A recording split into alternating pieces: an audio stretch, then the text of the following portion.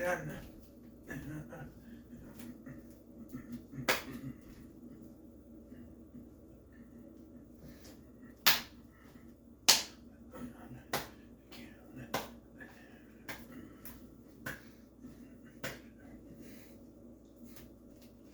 Had to do it.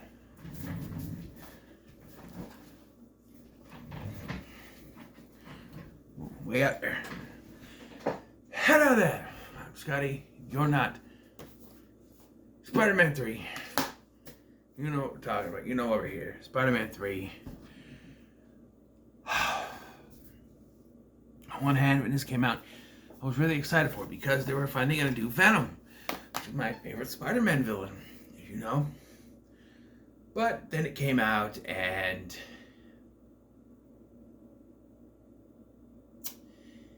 yeah. So a lot of things are wrong with this movie, but there's also quite a few things that are good. Alright. Even more so that it's sort of an even balance almost, which kind of tells you the score I'm going to give this movie. But, yes. So first and foremost, for some backstory here, Sam Raimi wanted to do a movie that focused on on finishing the Harry story. As hinted at the end of the last one, he was going to become a villain.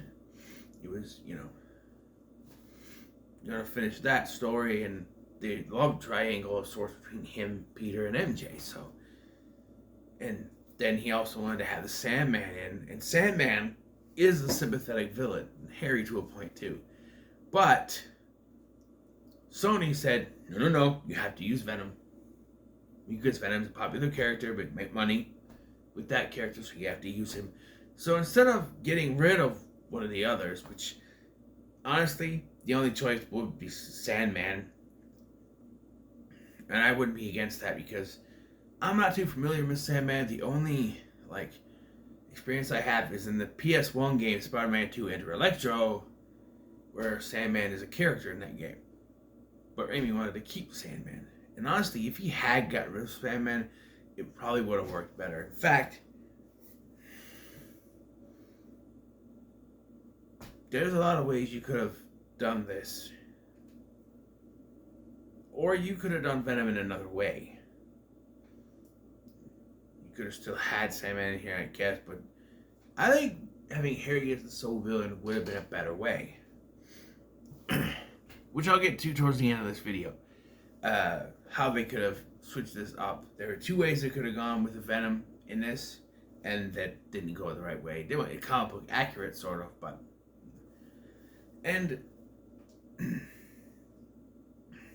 the credit, it doesn't start bad. I mean, you have a opening credit scene that's not as good as the second one, which holds a high standard for the 3. But then, we see... It is kind of cliche though, because you see right away that everything's going good for Spider-Man. The city loves him. He's with Mary Jane. He's finally able to go see her shows, and she's on Broadway and stuff, and everything's going great except for Harry. But other than that, life is great. So you know that it's gonna come crushing down very soon. And we got our first sign of this when a meteor falls down and the Venom symbiote attaches itself to Peter's Vespa, or whatever it is, the scooter. He's attacked by Harry in a new Goblin suit, which, in my opinion, doesn't look terrible. I think it's better than the Power Ranger suit that Norman wore in the first one, but it's just generic. I mean, when I first watched this, I thought the thing with the comes out kind of cool, but it's just generic. It's a generic weaponized suit. Yes, it had to be different, but the whole thing was like, I mean, they could have handled the Return to Green Goblin better too. What if he had an identical suit in the cartoon? And I'm gonna keep going back to that's my best representation. In the cartoon, when Harry became the Green Goblin, he had the same suit, and Peter had to question whether or not Norman Osborn had found some way back. And I know, or Norman Osborn had found some way to become a goblin. And I know in that universe Norman didn't die. He did here. So it was probably going to be obvious that it was Harry from the get-go.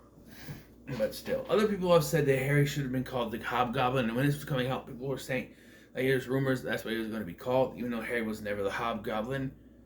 Even Walter from Channel Awesome, when he did the fanscription, he called him the Hobgoblin, which, Sam Raimi's not absolutely comic accurate, and that leads into my explanation of Venom later, but, yeah. So, yeah, he gets into a fight with Harry, and Harry ends up getting knocked down and getting amnesia. Now, on one hand, this could work if it was all a ploy. If he had fallen down, if he had planned this, because it's very easy how he gets knocked down. He fights Peter, but he gets knocked down. If he had planned it, pretended he had amnesia, and kind of snuck into their lives, and then weaseled his way between the two of them, that would have worked. But no, it's legitimately amnesia until there's the scene where she and Harry kiss, MJ and Harry kiss, which I missed when I went to see this because I had to use the bathroom. And from then on, I was like, I gotta go before I walk into the theater. So, yeah. But yeah, it's all like the whole subplot of him having amnesia doesn't do anything. It just sideline him. I think it was written to sideline him so that they can focus on the other two stories because he had to. And again, though, if you could have used the whole subterfuge thing, he was going in between pretending to be their friend, and it would have worked better. But he didn't. They didn't do that. Meanwhile, we're introduced to Edward Brock Jr. Every time I watch this movie, I just roll my eyes because why? Why is he calling himself that? Edward, sir. Brock, sir. Edward Brock Jr. You're Eddie Brock. Now, on one hand, if you want someone who's an asshole towards Peter, someone, is going to be that kind of rival, Topher Grace, he's good at playing the asshole. We've seen that 70s show. Eric Foreman is somehow the most likable and the most unlikable character on that show at the same time. Tell me I'm wrong. So the idea of bringing him in to play this character could work. However, I'm not sure he's Eddie Brock material. Because Eddie Brock was an athlete. He lifted weights. He was a big, muscly dude. And Topher Grace, scrawny. No. Doesn't work. And they shoehorn Gwen Stacy in, and that Brock is dating Gwen Stacy, which doesn't go anywhere. And her character is pretty much pointless, except for they'll get in the way of Peter and Mary Jane at one point, but then after a certain point in the film, like, he rescues her, and then he takes her to the diner that MJ is working at, and also, like, she's seen him out on a date a couple of days earlier, and then she's just gonna go on a date with him even though they just broke up. And that's another thing. Once Harry gets his memory back, he forces MJ to break up with Peter. Why doesn't she say something? Why doesn't she like, Harry's forcing me to do this. He's gonna kill me, he's gonna kill you. He's over there. Why doesn't she say something? She just does it. Which makes no sense. And then we get the Black Suit Spider-Man stuff eventually, and yeah, you get the dance, and you get the dance scene at the diner. This stuff is enjoyably bad, but I'm not categorizing this as so bad it's good because it's kind of a toss-up for both. There's bad stuff, there's good stuff. It's in the middle, smack dab in the middle. So, yeah.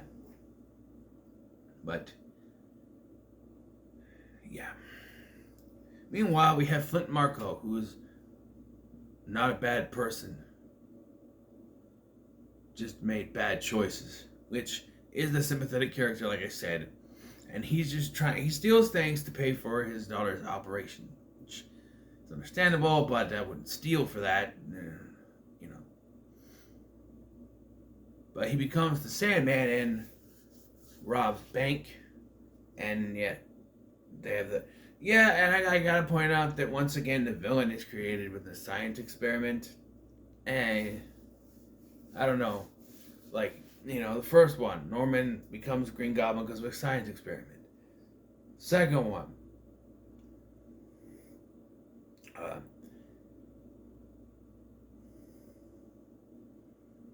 Doc Ock, Octavius becomes Doc Ock because of a science experiment. Now Marco becomes the Sandman because of a science experiment. And to a point, you could say Harry too, because he's using a vial of liquid, although he's not using the machine. He's just drinking the liquid for some reason that works. I don't know.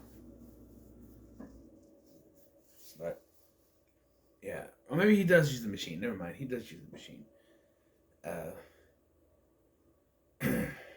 Yeah, and Peter. So I've heard a lot of people. There's a lot of complaints about when Peter becomes emo Peter.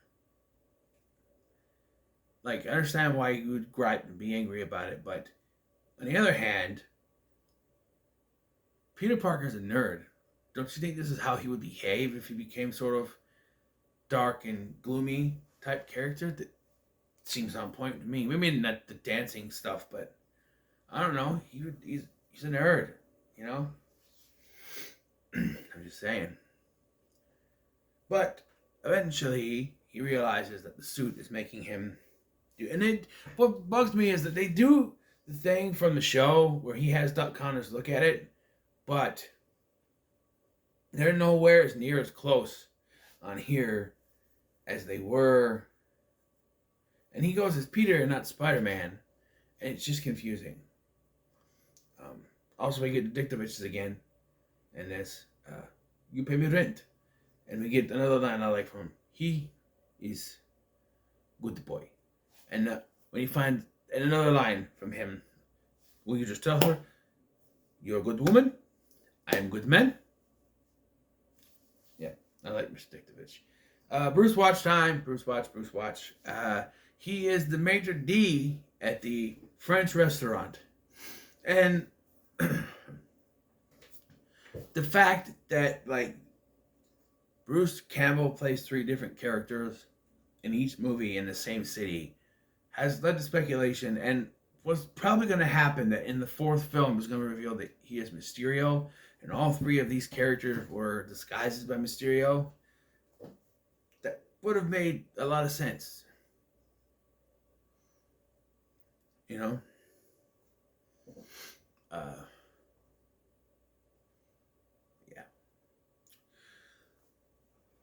So Peter gets rid of the symbiote, and it falls on Brock after he says he wants God to kill him. And so it seems like he's gotten his wish because he's going to become Venom. And that's when Sandman and Venom decide to team up together. And this is where the Sandman story kind of just nosedives. Okay, this whole movie represented that Sandman is not a bad person. He's not really a bad guy. He's just someone who made bad choices, right? Now, yes, he was attacked by Black Suit Spider-Man, thrown in the water, which means he should be able to hold himself together, but who knows? And here, he thinks that Venom is the Black Suit Spider-Man, but finds out it's not, and he's like, why don't we team together? And Sandman's just like, okay, and then helps kidnap Mary Jane. You're not a bad person, you just made bad choices. It's a bad choice, but it's also, I don't know. It doesn't make sense with the Sandman's character that he would do this. And then at the end of this, he's just like, we explain, oh, yes, by the way, Sam Raimi decided we have to retcon Uncle Ben's death. So here, it wasn't Dennis Carradine that shot him, it was Sandman, and they make it seem like he did it on purpose, but we found out later it was an accident, and it was actually still Dennis Carradine's fault, because he bumped him, made him jolt, and made him shoot him. And I get the flashbacks, and I noticed this time watching this, like the flashbacks, you could tell that this was stuff that was refilmed, reshot, because Cliff Robertson looks a lot older than he did. It's at least 5 years later, right? He's 5 years older, so yeah. I don't know. The Aunt May stuff is pretty useless. It's the same stuff. She has a million hours of rambling on about stuff. Jameson stuff is pretty funny. He's taking blood pressure medication, and for some reason, every time that Betty hits the thing, it shakes his desk for some reason. It goes, and Joe's taking another pill. I don't know. It just pills go everywhere. It's supposed to be funny, sure. I don't know. But we get in the final battle, and this is brought to us by the news, where there's a British reporter in New York.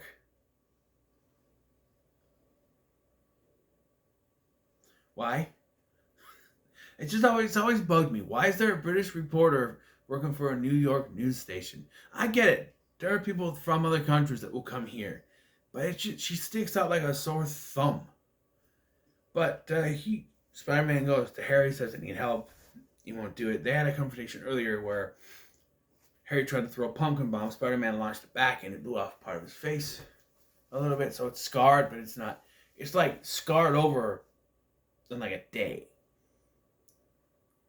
So there should be it should be red shrapnel stuff. It should, be open wound, but it's a scar.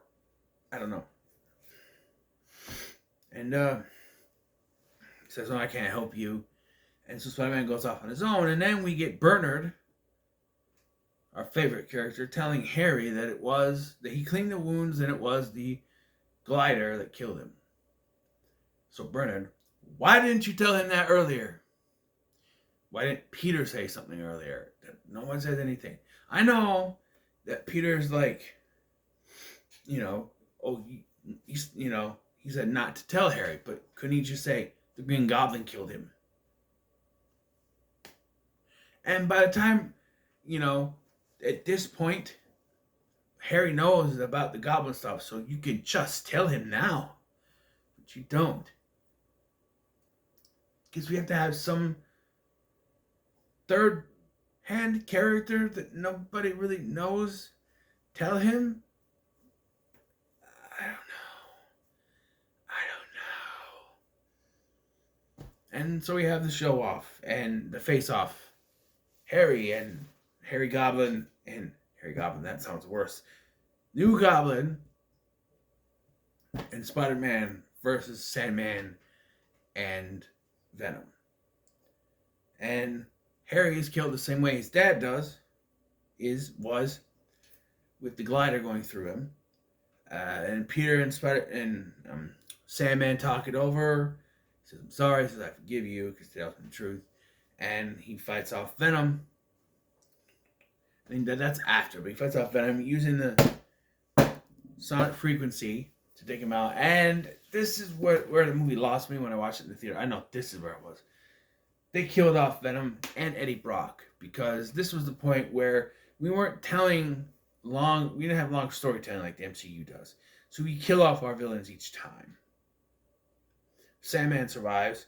Harry's not a villain anymore, but he still dies. So Venom has to die. And I like how they handled it in the animated series where he launched it back into space.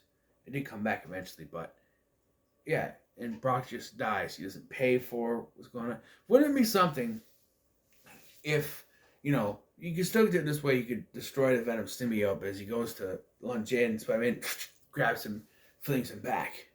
He has to live with what he's done. That sort of thing. I'm just saying. But we have Funeral 742 in this series, and we end on a note where we indicate that Peter and Mary Jane might be okay in the future, and as we learn in No Way Home, they sort of did. But the biggest misstep in this movie is what they could have done with the character of Venom. I know Sam Raimi didn't care for Venom, didn't have any want to do Venom, but if he was forced to have Venom in the movie, and hardcore Venom fans probably not gonna like this, but I'm a hardcore Venom fan, and I thought of this. There are two other ways you could have gone instead of shoehorning Eddie Brock in this. And you might not even need Sandman either, to be honest, if you were doing this right. Make Harry one. You can have Harry be one of the villains, and the other one be Venom, but not Eddie Brock. My Son the Astronaut. Yes, John Jameson. Think about it. Following the end of the last film, Mary Jane left him at the altar. For Peter Parker. He's jealous. He's angry. The symbiote senses that. Picks him. He becomes Venom. And honestly, I know people are going to complain, but in both versions I'm talking about, we wouldn't have the black suit Spider-Man stuff. Because if we're doing this in one movie, there's not time. And this movie proves that. The black suit Spider-Man stuff is just, there's not enough time to do it. You know? And for someone like Sam Raimi to not be able to do something like this, because he didn't care. You know, a lot of people play, well, he could have done it. It's a horror. You could have very good horror, you know, sequences. But he didn't care. So you just get throwaway stuff.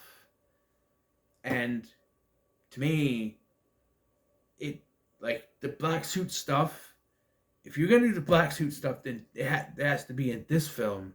And then the next film will be Venom, because there's just so much to cover. So here, the suit finds, in this first version, the suit finds a home in My Son the Astronaut, John Jameson. His jealousy fuels his rage, while there's also Harry. And they end up teaming up, but Jameson goes too far, and Harry realizes his mistake, the error of his ways. And you can also go the route of what Chandler Austin did and say that he knew pretty much once he found the goblin stuff that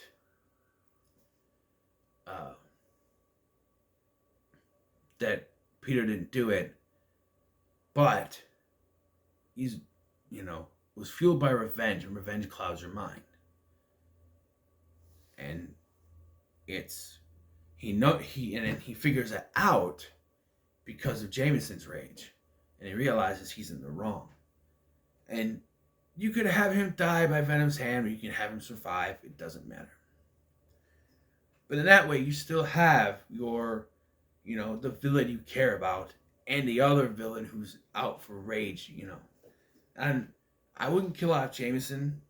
I'd have the Venom symbiote taken out or something. I don't know, maybe use the glider. I don't know. But the other one, and this is really stretching, make Harry Venom. Harry Venom. Make Harry Osborn Venom. And you could do it this way. Have the attack at the beginning of the film, right? By this point, we know that the symbiote is attached to the scooter. So, and eventually Peter himself. They're fighting. Harry, the whole thing happened, Harry gets attacked, thrown down, but Peter actually escapes instead of sending him to the hospital. He's left behind, he's hurt, he's injured, he's trying to stumble his way out of there, and he's found by the symbiote. The symbiote senses the anger and the need for revenge and jumps on him. And now, in both versions, you could do the subterfuge thing, where he pretends to have amnesia, but I think in the version where he's connected to the Venom symbiote, that would make more sense, that he would be evil enough to do the subterfuge for it to put both of that together, and the subterfuge pretend to have amnesia and then switch it around. And it would also complete the arc at the end, where it's like he found the goblin stuff, so he has to wear it, but then becomes Venom. And so we have the goblin turning into Venom, that sort of thing. It would work. Would it need to have another villain? No. Even in both versions, like, you don't need the Sandman. Harry could be a compelling villain, you know, in that one, and by the end he could realize the error of his ways and want to split from Venom. You could do the black suit stuff with Harry, if you think about it. You know how he's conflicted, because Harry inherently is not a bad guy either. Neither is my son the astronaut. But I'm just saying, we never see my son the astronaut again, and he should have been a bigger character, I think, especially in the Venom arc. Because I remember when I went to see this, I'm like, okay, they introduced John Jameson last time, so he'll be a part of this. Nope. It just lands on Earth. There's no went to the astronaut. But to be honest, I don't know if that kind of story would exist, because the whole reason then that happens, crashes down, is that Kingpin hires the Rhino to steal it. So that's, I don't know. But when it comes to Spider-Man 3, it's in the middle of the road for me. I don't hate any of these. They've all kind of gone down in quality for me since the last time I watched them. But the first two were still generally good movies. This one's middle of the road. But yeah, so we're getting close. We got 2 Raimi movies left, which I'm gonna finish up soon. But what are your thoughts on Spider-Man 3? Comments below. Make sure to like, share, and subscribe. Thanks for watching. I've been Scotty, and I'll see you in the next one.